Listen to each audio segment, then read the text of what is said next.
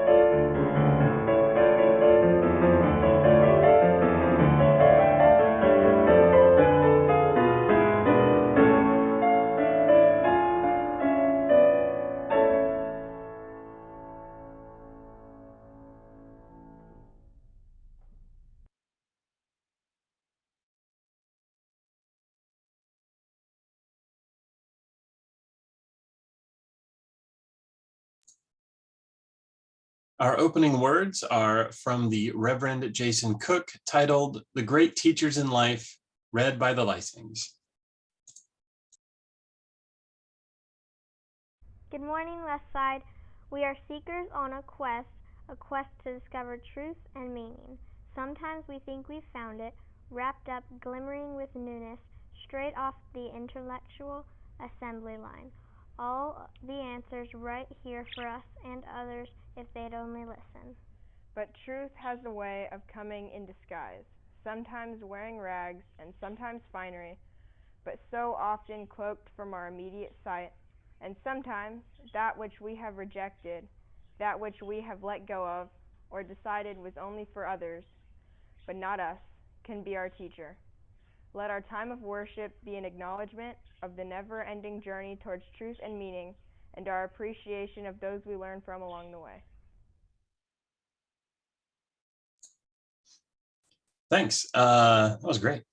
So our opening hymn this morning is Morning Has Come, written and performed by Jason Shelton.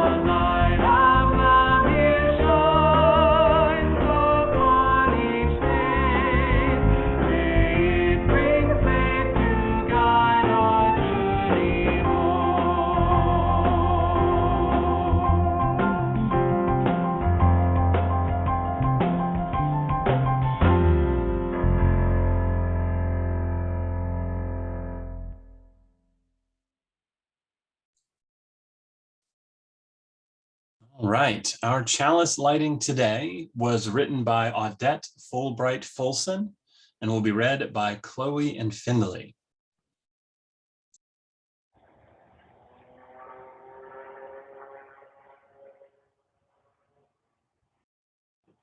This light we kindle is set in the lamp of our history. We inherit this free faith from the brave and gentle, fierce and outspoken hearts and minds that have come before us. Let us be worthy inheritors of this faith, and throughout our good works, pass it boldly to the new generation.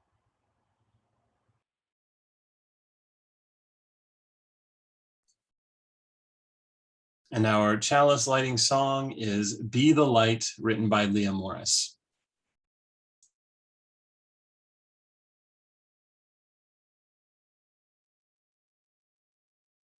There is always a light. When you're ready to see it, there's always a light. When we're ready to see it, to see the light, to be the light, to raise our arms in the dark of light, to climb this hill. Together we will. There's always a light. There's always a light.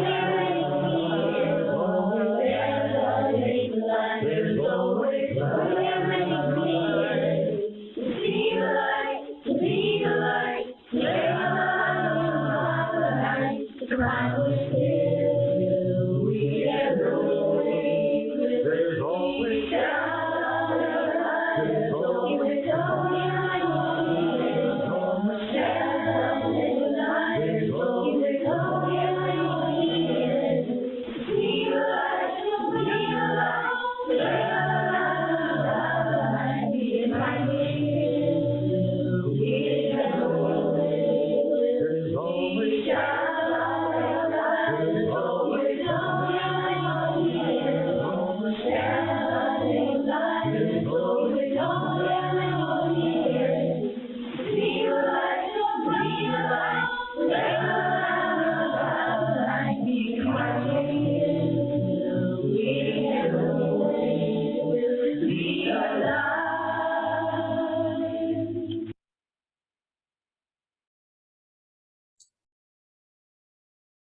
All right, fantastic. And finally, well, not finally, we've got plenty left to go, but please join us in reciting our affirmation led by the children of Westside.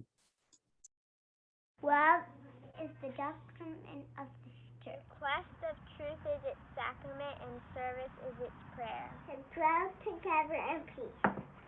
Seek knowledge and freedom. To serve others in community. To the end that all souls shall grow into harmony with creation. Thus do we covenant with one another.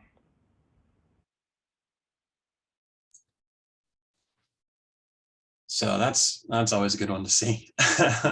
And our Time for All Ages today will be presented by our Director of Lifespan Religious Education, Nikki Kennedy.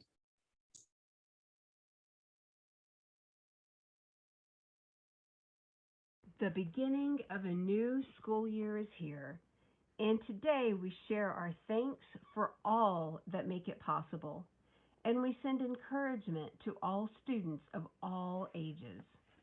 You will see pictures in this video that we hope will offer you smiles and love. Today, we recognize all the emotions and challenges this year will have, and while we may call it Blessing of the Backpacks, it's really about recognizing everything we need to make our education happen. This year, we've shared a special tag to offer extra love and encouragement from Westside to students, teachers, professors, librarians, support staff, and the list goes on. You'll notice that these tags have the UU principles on one side, while the other side has I am statements to offer daily encouragement for each person. The very last line sums this up really well. I am loved by my beloved community at Westside Unitarian Universalist Church. And that goes for all of you today and always, my friends.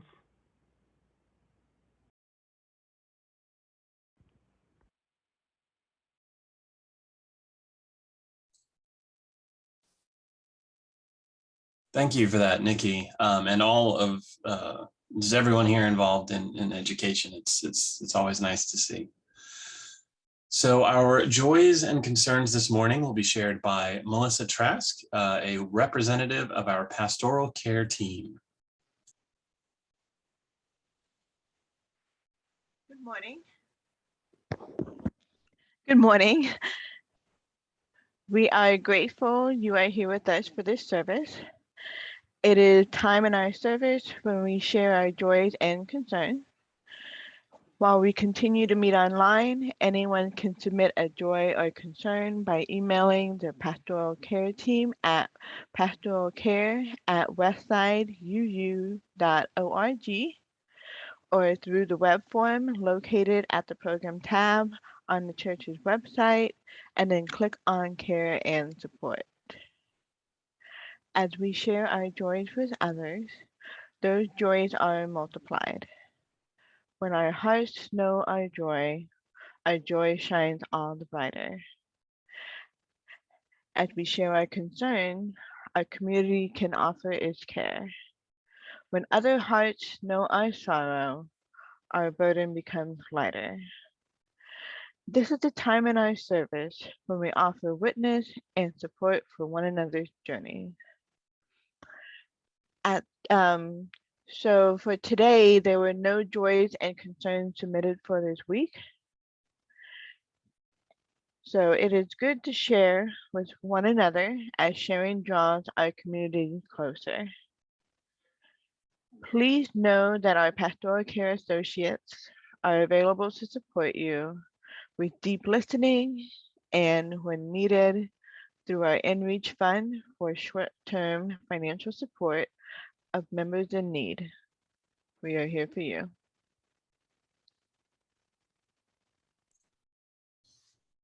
All right, thank you, Melissa. This morning's centering song is a meditation on breathing sung by Alex Capitan. Diane Austin will then lead our meditation of shared compassion.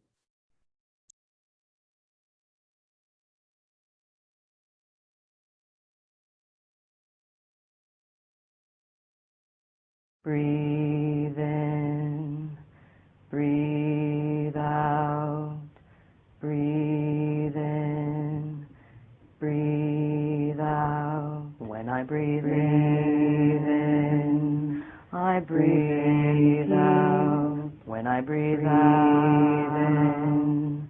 I breathe out. When I breathe in, I breathe in. When I breathe out, I breathe out. When I breathe in, I breathe in. When I breathe out, I breathe out. When I breathe in, I breathe in. When I breathe out, I breathe out. When I breathe in, I breathe in. When I breathe out, I breathe out. When I breathe in, I breathe in. When I breathe out, I breathe out.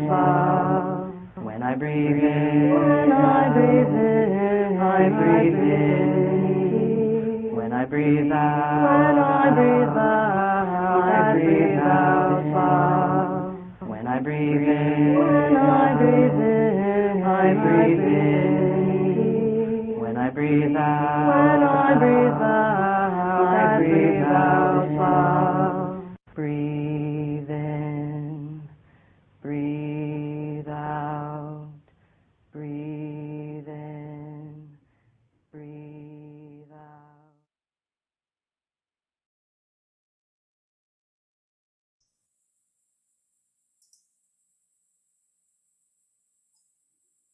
I invite you to join me in a time of centering.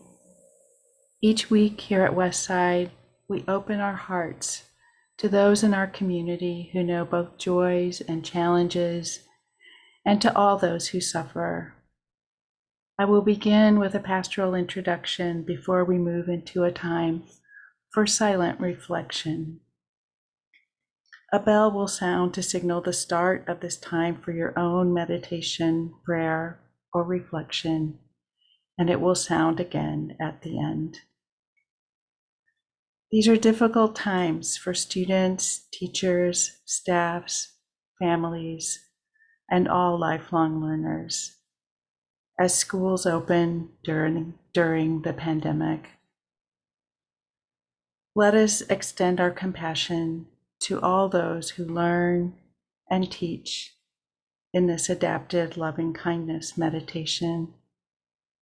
You may want to think of someone specific, a specific student or teacher, as we extend these wishes. May all students be safe and healthy. May all students be peaceful and joyful.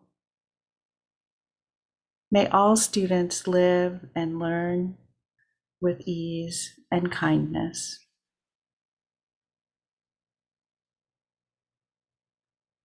May all those who teach be safe and healthy.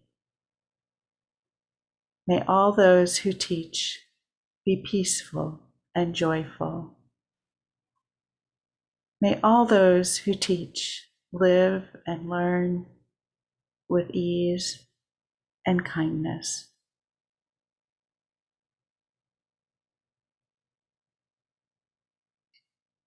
May all those on staff be safe and healthy. May all staff be peaceful and joyful. May all staff live and learn with ease and kindness.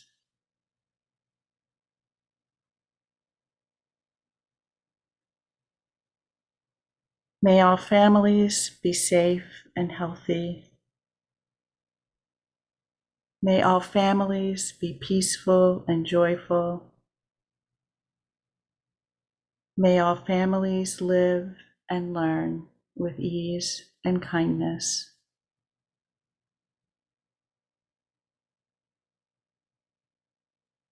May all lifelong learners be safe and healthy. May all lifelong learners be peaceful and joyful. May all lifelong learners live and learn with ease and kindness. Finally, let's extend our wishes to all beings. May all beings be safe and healthy. May all beings be peaceful and joyful. May all beings live and learn with ease and kindness.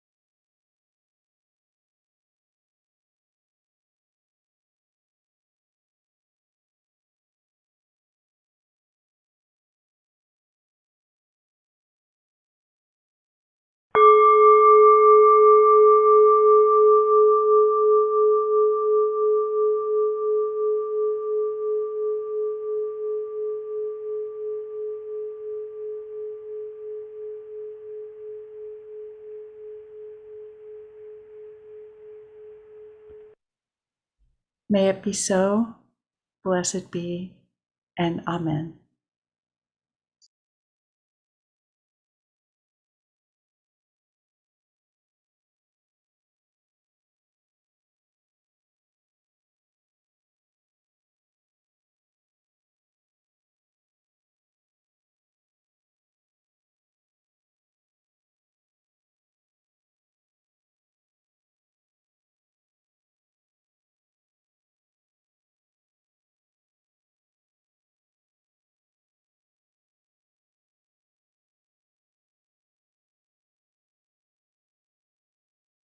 The wrong one. Excuse me. I'm sorry, everybody. Let me start over. Thank you, Diane, and good morning, Westside. This is your social justice rep, Cindy Fountain, and our plate offering for August is the South Central Alliance of Churches. The South Central Alliance of Churches is a coalition of congregations in Fort Worth serving zip code neighborhoods 76104, 76109, and 76110. Our ministry seeks to help meet emergency or one-time needs, assisting individuals and families past a single difficult situation, such as verifiable loss or change in income or a medical emergency. It is our hope that this will result in enough stability for them to continue to manage their lives. Westside has been a member church for more than 10 years. SCAC has been transitioning before and during the pandemic and does not have office space at this time. A new member church, Baker Chapel AME, may provide that space at the completion of renovations. In the meantime, SCAC continues to serve our neighbors virtually. Through the generosity of the member churches and individuals, we have been able to maintain rent and utility support in the range of $2,500 to $3,000 a month. This small cohort of churches is helping sustain lives in our community. Please donate as you can in support of Westside's commitment to SCAC. Thanks so much for your generosity. You can give online through the church's giving page or by choosing the Give Plus app. You can select the Service Project Fund, and the link will be put in the chat. You can also mail a check to the church. Thank you again, and now enjoy the musical offering from our pianist, Yuki.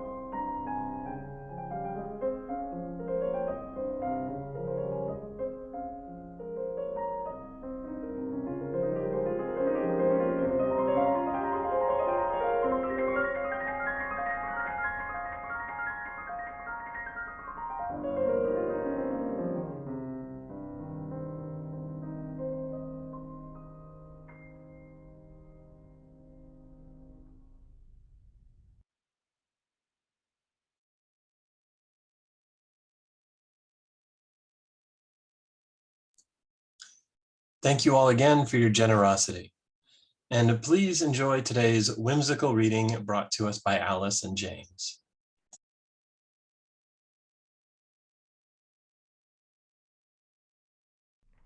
Crayons, pencils, scissors, and glue, backpacks, school bags, pencil boxes too, getting up early, walking, so very much to learn, so many to help, teachers, professors, counselors, principals, bus drivers, secretaries,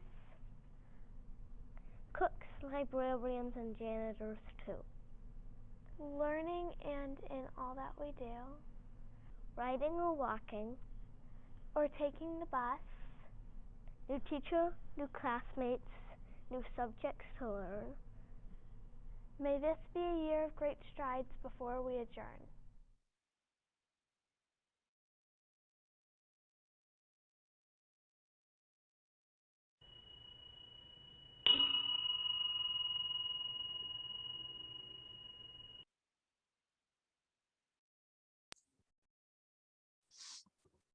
So good morning, everyone, again. So the 2021 and 2022 school year is about to start. Some of our students are going to be going to school this coming week, some of them next week. You know, all the districts around here have different start times. And the rest of us may be newly out of school, or it may have been a few decades since the last time we were in a classroom, but our learning still continues. Human beings are lifelong learners, after all. So what supplies are we going to need? What will we be learning? And how can we be ready for what comes next? Well, let's take a look. So our first school supply of the day is calculator. Now this is a TI-30XS multi-view calculator does about everything you're going to need in a math class. You've got your usual adding, subtracting, multiplying, and dividing. You've got your trigonometric functions, sine, cosine, tangent. I know normally we don't talk about sin in a Unitarian Universalist congregation, but sometimes we got to make exceptions. But basically the only thing this doesn't do is graph, which actually I couldn't find. I do still have it, but I couldn't find my TI-83 that got me through college. It's in a box somewhere around here, I'm sure. Now, I know math isn't everyone's favorite, so maybe it's not a natural place to start, but I don't know, isn't it nice to deal with a problem that has like a definite answer every once in a while? Like no matter how many times you do it, 2 + 2 is 4, Now I taught high school level math for about 5 years. And the question I always had to be ready for was, when are we ever going to use this? Now, my first year of teaching, my answer was, well, on the test next week. And I thought I was being very clever. But the next year, I got the opportunity to assist a college algebra professor in our dual credit class. Our high school students were also taking basically a college class at the same time. So I got to assist the professor, and she had a much better answer to that question. I think we were, gosh, what was it the first time I heard her talk about this? I think it was on systems of equations, which if you remember your college algebra days, you might remember systems of equations. And one of the students asked, as they usually do, when are we ever going to use this outside of a classroom? And so she asked the student if they played sports. And I was teaching in Texas at the time, so of course the answer was yes. And then she asked if the student had ever had to run through tires in practice, right? They set up the tires and run through. And, they'd done that in practice quite a few times. And so she asked when during the game they actually ran through tires. And the student said, well, of course we don't actually run through tires during a game.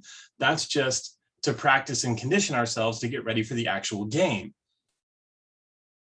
And the teacher just kind of gave them that look of, aha, eureka, right? We practice math problems to practice problem solving. Now, by the end of my math teaching career, I had better answers than the one I started with. I also had this little name sign here.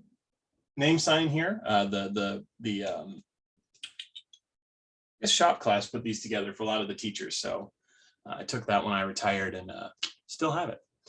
So one of the answers I came up with was still pretty math focused, right? When are we going to use this math in our lives, whether it's trigonometry or calculus or basic algebra or geometry? And my answer to that was, well, I don't know. I don't know what kind of math you're going to need in your future. If I knew exactly what kind of math you were going to need to know for the rest of your life, that's the math I would teach you. But I can't see the future, right? So I'm just going to try and give you my best background in various disciplines of math, and hopefully that'll give you a good starting point to get where you need to go as far as math goes in the rest of your life. But not a lot of people necessarily use a whole lot of math in the rest of their lives. So my second answer was, at least not in a professional context, you might not use a ton of math. But my second answer is that math teaches us problem solving, any problem solving. There's going to be times in your life that you are going to need to figure out what a problem is, what result you're going to want, and what steps you're going to need to take to get there. How are you going to save for retirement? Well, there's a whole lot of different ways to do that. What's going to work best for you? What courses are you going to need to take to get the career that you want? What experience are you going to need? What people are you going to need to talk to? That's a multi-step problem that's going to take you years to answer. And maybe a more immediate thing, how do I help my friend through this emergency, right? Step by step. And practicing math problems, especially algebra, is running through tires on Tuesday so that you can play football on Friday. So our next bit of school supplies here is a book. I'm a big fan of books. This one in particular, the Complete and Unabridged Works of Mark Twain. Now, this is a rather thick book. I think I picked it up at Half Price Books for like, I don't know, $5 or $10 a few years back. Definitely a worthwhile one. And this, sorry, longtime viewers may have noticed that the introduction here is by Kurt Vonnegut. I thought I was going to finally get through a reflection without Kurt Vonnegut being a part of it, but didn't happen this time. So, good old Mark Twain. Oops. Sorry. Put the book down on a button, I guess. So, good old Mark Twain. If you remember a clever or a wise quote, but you can't seem to remember who said it, Mark Twain's not a bad guess. Now, you've read, or you will read, depending on where you are in your education, Mark Twain in your English class, and you will also learn how to communicate. Now, outside of a classroom, I'm not as worried about the exact rules of spelling and grammar as your teacher may be in your classroom. And my grandmother would have been very disappointed to hear me say that right then.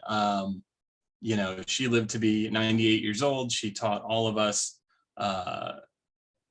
grammar and spelling and manners and all the rest of that. Literally, I'm using the actual definition of the word literally here. She was correcting her nurse's grammar in her literal last days of life. And that's the kind of person she was. But English or language arts gives you a chance to practice communicating clearly. That's more important to me than the spelling and the grammar is how well you're communicating.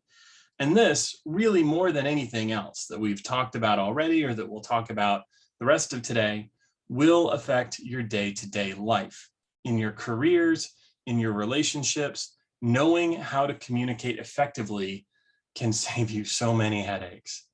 Now, one example of this, one program designed for lifelong learners is OWL, OWL, Our Whole Lives, sort of the age-appropriate lifespan sex education program co-developed by the UUA and the United Church of Christ. And that seeks to give us, all of us, the proper words and methods to communicate in healthy ways about our sexuality. It teaches students as young as kindergarten very basic concepts like proper names and how to talk to trusted adults about any issues they may be having.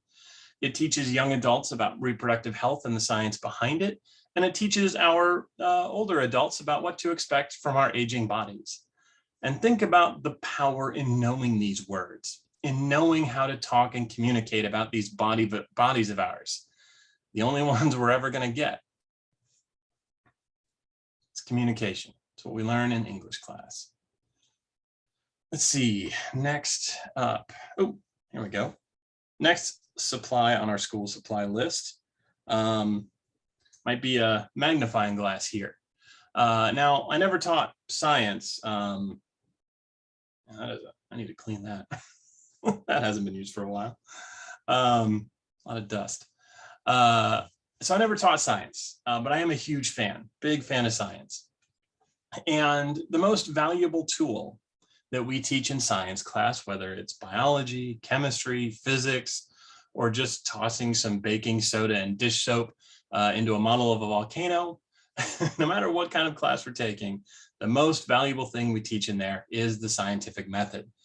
I know that may seem a little obvious, maybe even a tautology, right?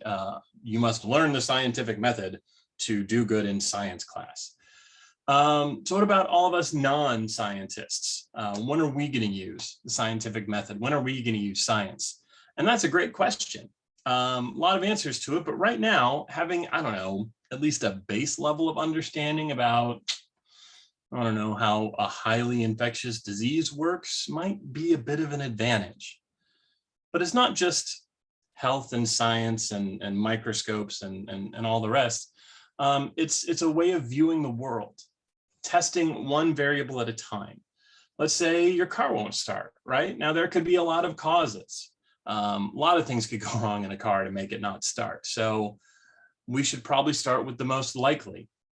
And hopefully it's just something to do with the battery, right? That's usually not too expensive of a fix. So in scientific method terms, that's our hypothesis. We are making an educated guess that the car won't start because the battery is dead. So how can we test that? How can we design our experiment? Well, get another car over, hook up some jumper cables, and try to jump the car. So if the experiment is successful, if the car starts with the jump, great, the battery was dead. We should probably head over to an auto parts store and get them to test the thing and replace it if we need to. Now, if that doesn't fix the problem, then we got to get back to the drawing board, which could get way more expensive than just replacing a battery. So what if we didn't just test the one thing at a time? What if we went ahead and just replaced the battery and the alternator at the same time? You turn the key and it starts right up, which, hey, it's great. You started the car, things are fixed, you're good to go. But can you really say what thing you just tried actually fixed the car? Can you really say that both the battery and the alternator were bad? And that's why the scientific method is so important. We know vaccines work because of rigorous testing, where doctors were testing one thing at a time. And that applies to a lot of the things that we use every single day. It's how this Zoom call is working. It's how all the computers and cell phones and everything else work together, because all of this stuff was tested one thing at a time. Yeah, too many. Sorry, I was about to go off on a tangent about Hedy Lamarr and inventing the technology behind Bluetooth back in the 1940s as a way of being, because she was bored with Hollywood. But we don't have time for that. You don't have to look that up on your own. But our next school supply are these, some of my favorites, honestly. Some crayons, some colored pencils, matte pencils. If you're looking at your school supply list, a lot of times they'll call them matte pencils. And a lot of groups, a lot of students are going to be taking those to class with them in the coming days. But when I see these matte pencils, I tend to think of one group of students, our 9th graders. Most of these 9th graders will be going into world geography this year, and they'll be coloring maps. They'll be tracing the rivers in blue, coloring the deserts in orange, and drawing little upside down V's along, brown upside down V's along the mountain ranges. And what we teach in these social studies classes, it's not just names and dates. I mean, we do teach those because it's useful to see where we've been and how we got to where we are, but that's not the only thing. It's not even the most useful thing that we teach. I think the most useful thing you'll learn in your history, geography, civics, social studies, etc. classes, it's how to find pertinent, relevant, and reliable information, and then how to use it. And in our information sort of super age right now, where anyone can find almost any information at the drop of a hat, I think that's important. With so many different people telling so many different stories in politics, in the news, at our jobs, in our schools, and just throughout our communities, how can we tell who is telling the truth? How can we tell who even knows what they're talking about? And what can we do with that information? So I taught high school social studies for the last 5 years or so. I resigned from my position over the summer, and I'm moving back into the private sector. Now, I didn't quit over political reasons, but some political developments over the summer have me a little worried here in Texas and Oklahoma, and especially in Florida, where teachers are going to need to register their political views with the state. Not something I would be comfortable doing, honestly. But that's in Florida, that's not here, and that's certainly not why I changed careers. But all of that does have me a little worried for my fellow teachers, for the folks still in the history teaching game. Because to me, a truly patriotic teaching of our history must include the truth.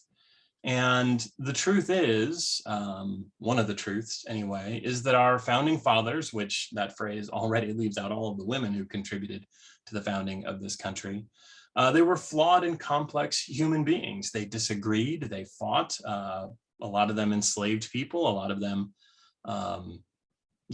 were fierce abolitionists that wanted to end slavery in the United States.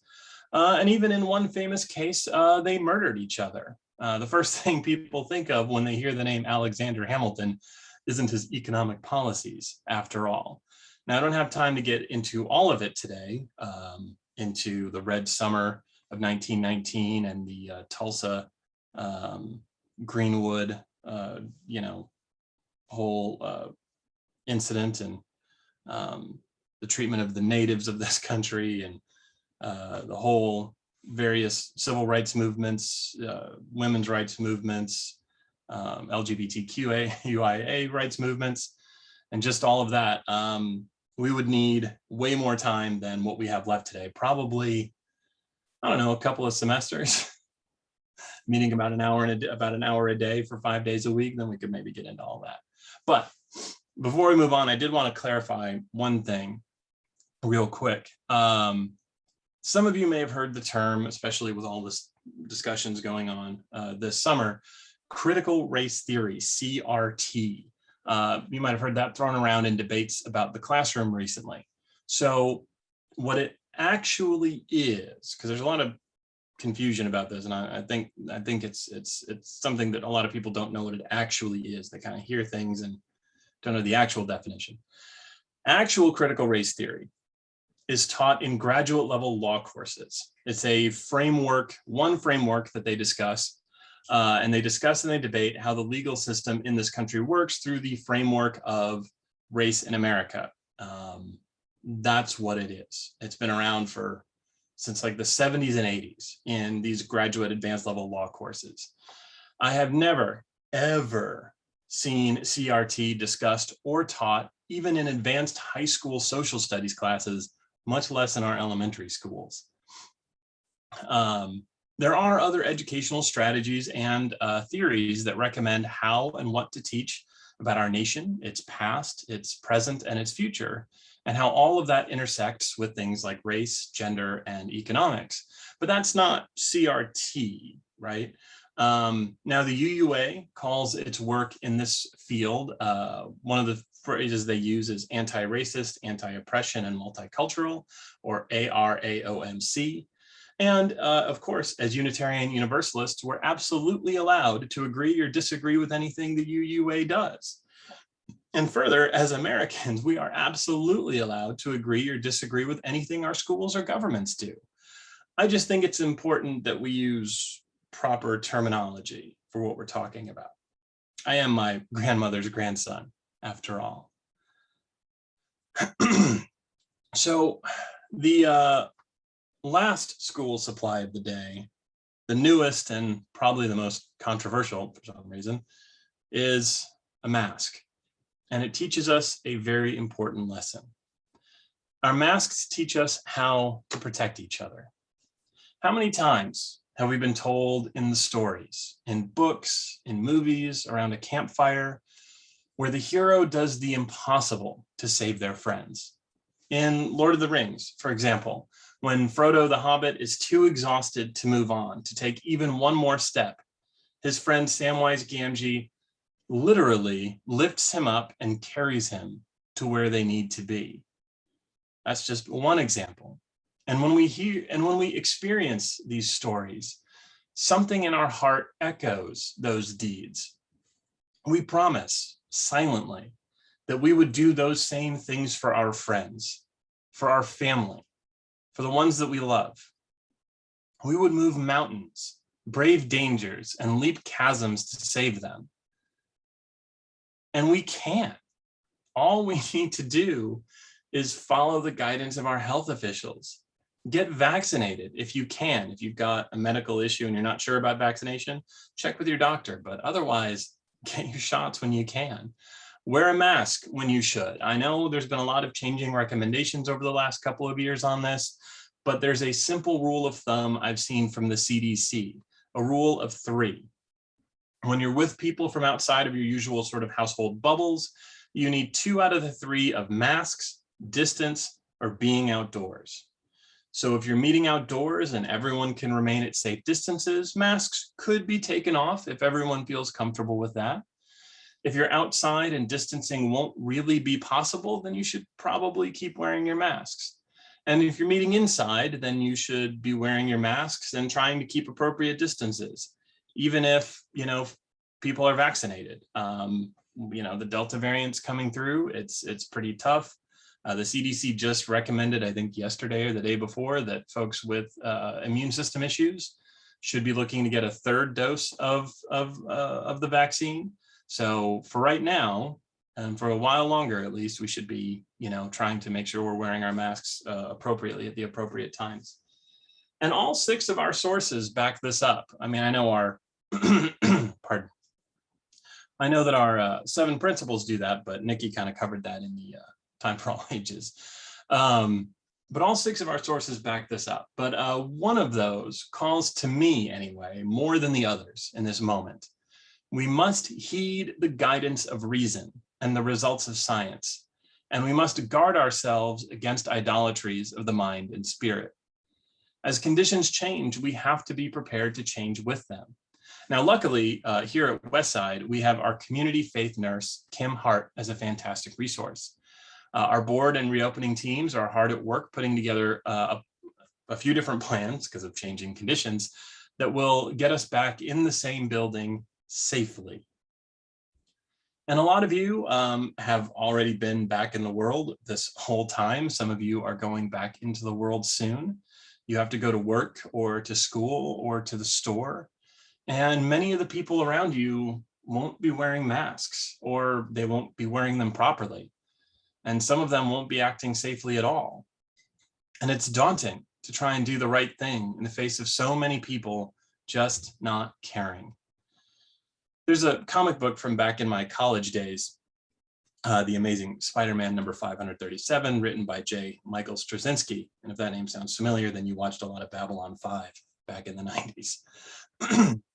Anyway, Spider-Man is having a crisis of conscience, and he seeks advice from Captain America.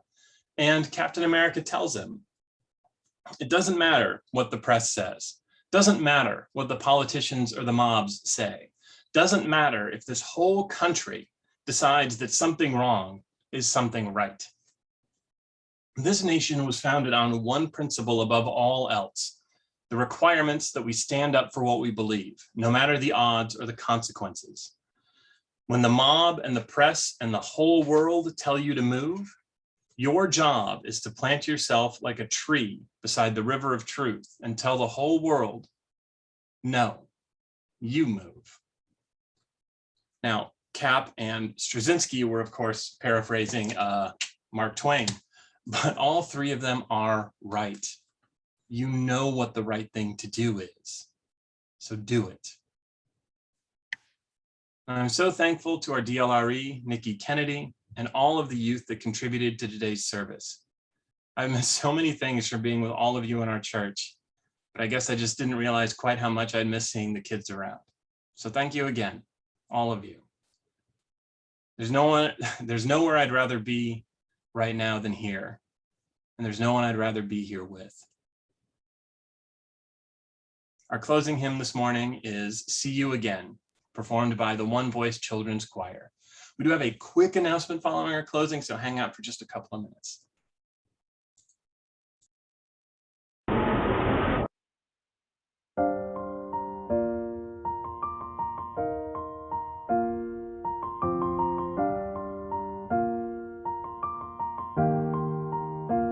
It's been a long day without you, my friend, and I'll tell you all about it when I see you again. We've come a long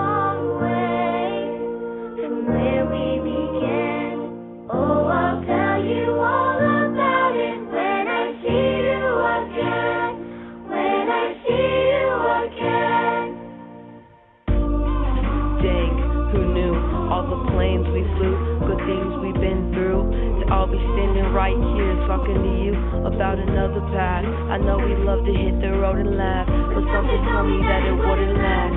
Had to switch up, look at things different, see the bigger picture. Those were the days, hard work forever pays. Now I see you in a better place. See you in a better place. How can we not talk about family when family's all that we got? Everything I went through, you were standing there by my side, and now you're gonna be with me for the last ride. Been a long day without you, my friend, and I'll tell you all about it when I see you again. We've come a long way from where we began. Oh, I'll tell you all about it when I see you again. When I see you again.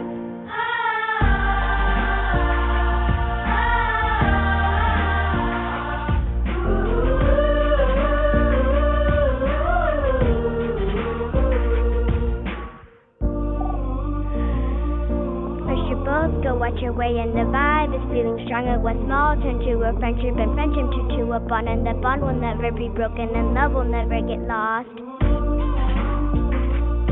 And when brotherhood comes, crossing that line will never be crossed. Established it on our own when that line had to be drawn, and that line is what we seek. So remember me when I'm gone. When I'm gone. When I'm gone. How can we not talk about family when family's all that we got? Everything I went through, you were standing there by my side, and now you're gonna be with me for the last ride. Let the light guide your way. Yeah. Hold every memory as you go, and every road you take will always lead you home.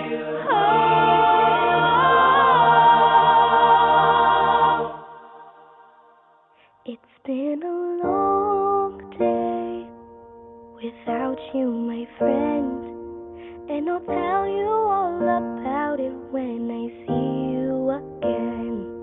We've come a long way from where we began.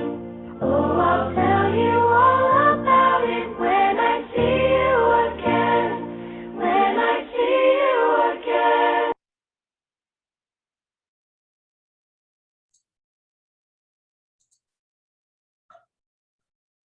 All right, so we have a slight little swap to our usual order of service today. We're going to do the congregational closing, and then we're going to have our chalice extinguishing and closing words. And then again, we have that quick little announcement.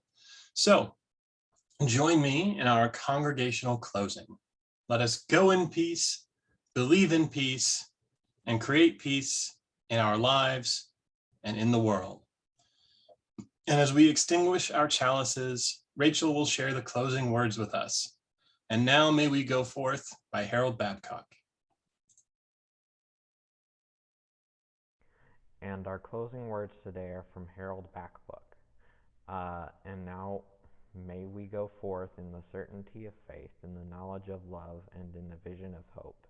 And in our going, may we be blessed with all good things on this day, and forevermore may it be so. Blessed be, and amen.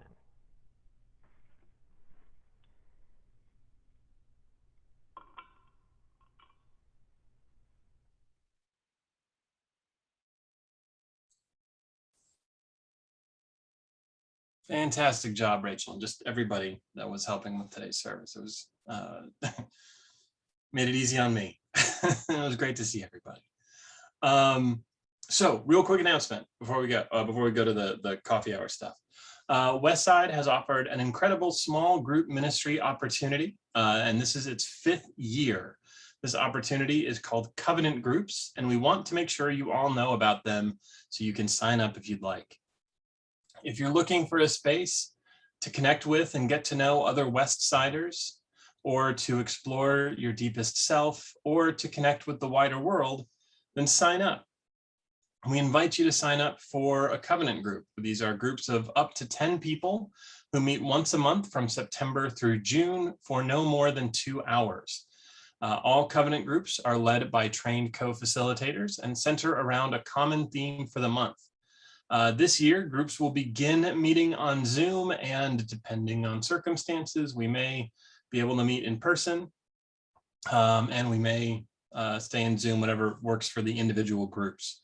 So as this slide says, you can email smallgroupmin, SMALLGROUPMIN, at westsideu.org with questions or to sign up. All right, so that's the official end of our service this morning. If you're a visitor and you'd like to be moved to our visitor breakout room for discussion after the service,